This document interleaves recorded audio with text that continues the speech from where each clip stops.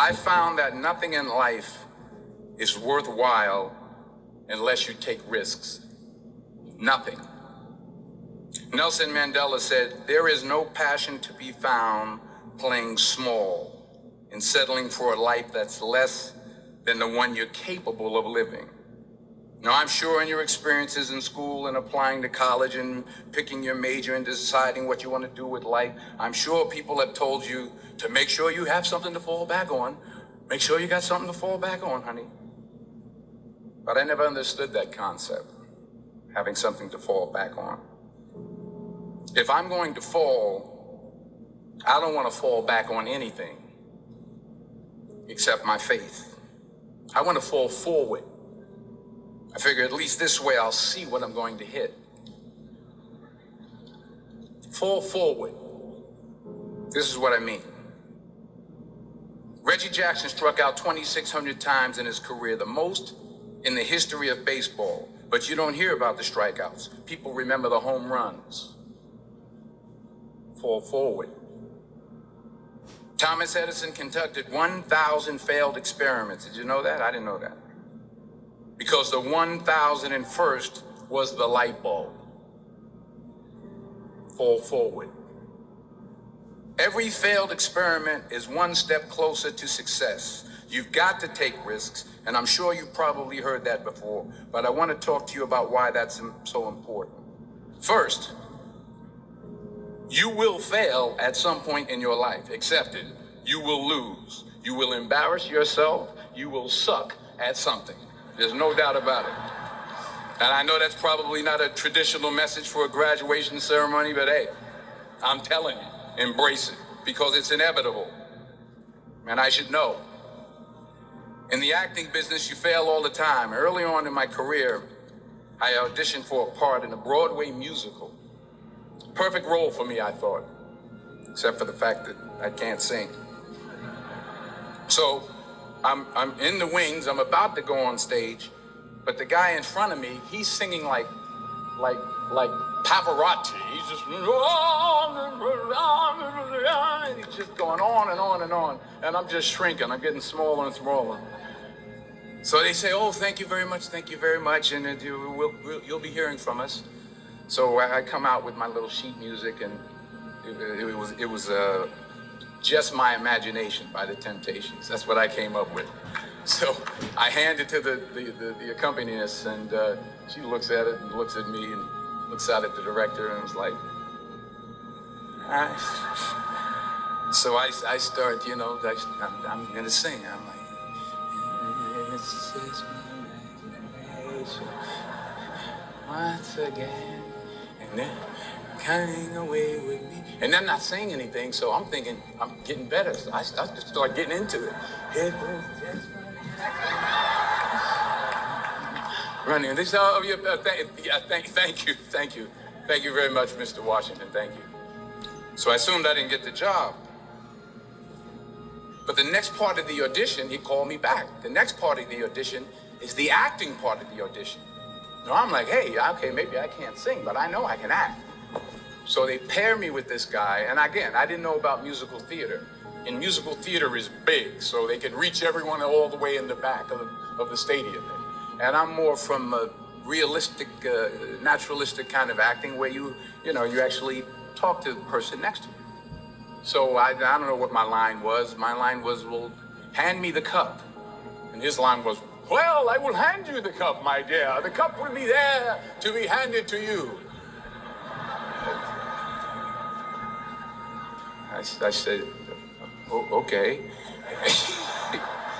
"Well, should I give you the cup back?" "Oh, yes, you should give it back to me, because that is my cup, and it should be given back to me." I didn't get the job. But here's the thing. I didn't quit. I didn't fall back. I walked out of there to prepare for the next audition, and the next audition, and the next audition. I prayed. I prayed, and I prayed. But I continued to fail, and fail, and fail. But it didn't matter because you know what? There's an old saying, you hang around the barbershop long enough, sooner or later you're gonna get a haircut. So you will catch a break, and I did catch a break. Last year, I did a play called Fences on Broadway. Someone talked about it. Won the Tony Award. And I didn't have to sing, by the way. But here's the kicker. It was at the Court Theater. It was at the same theater that I failed that first audition 30 years prior. The point is, every graduate here today has the training and the talent to succeed. But do you have the guts to fail? Here's my second point about failure. If you don't fail, you're not even trying. I'll say it again. If you don't fail, you're not even trying. My wife told me this great expression. To get something you never had, you have to do something you never did. Les Brown's a motivational speaker. He made an analogy about this. He says, imagine you're on your deathbed, and standing around your deathbed are the ghosts representing your unfulfilled potential. The ghost of the ideas you never acted on. The ghost of the talents you didn't use. And they're standing around your bed, angry, disappointed, and upset. They say, we came to you because you could have brought us to life, they say. And now we have to go to the grave together. So I ask you today, how many ghosts are going to be around your bed when your time comes? You've invested a lot in your education, and people have invested in you. And let me tell you, the world needs your talents. Man, does it ever. I just got back from Africa like 2 days ago, so if I'm rambling on, it's because I'm jet lagged. I just got back from South Africa. It's a beautiful country, but there are places there with terrible poverty that need help. And Africa is just the tip of the iceberg. The Middle East needs your help. Japan needs your help. Alabama needs your help. Tennessee needs your help. Louisiana needs your help. Philadelphia needs your help. The world needs a lot, and we need it from you. We really do. We need it from you young people. I mean, I'm not speaking for the rest of us up here, but I know I'm getting a little grayer. We need it from you, the young people. So you got to get out there. You got to give it everything you got, whether it's your time, your talent, your prayers, or your treasures. Because remember this, you will never see a U-Haul behind a hearse. You will never see a U-Haul behind a hearse. You can't take it with you. The Egyptians tried it, and all they got was robbed. So the question is, what are you going to do with what you have? I'm not talking about how much you have. Some of you are business majors. Some of you are theologians, nurses, sociologists. Some of you have money. Some of you have patience. Some of you have kindness. Some of you have love. Some of you have the gift of long suffering. Whatever it is, whatever your gift is, what are you going to do with what you have? All right, now here's my last point about failure. Sometimes it's the best way to figure out where you're going. Your life will never be a straight path. I began at Fordham University as a pre-med student. I took a course called the cardiac I still can't say it. Cardiac morphogenesis. I couldn't read it. I couldn't say it. I sure couldn't pass it. So then I decided to go into pre-law, then journalism. And with no academic focus, my grades took off in their own direction. Yeah, down. I was a 1.8 GPA one semester, and the university very politely suggested that it might be better to take some time off.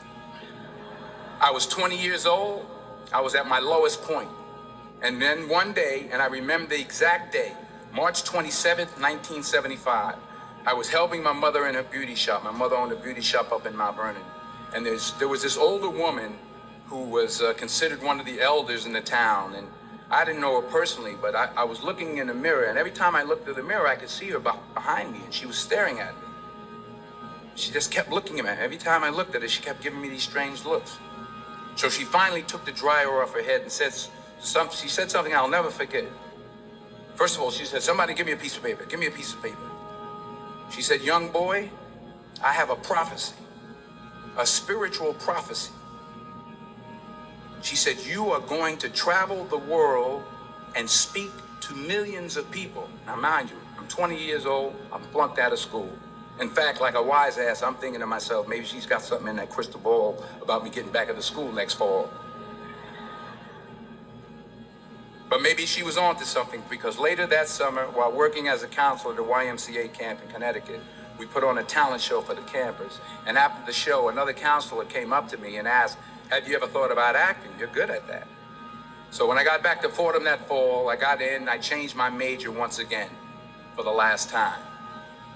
And in the years that followed, just as that woman prophesied, I have traveled the world and I have spoken to millions of people through my movies.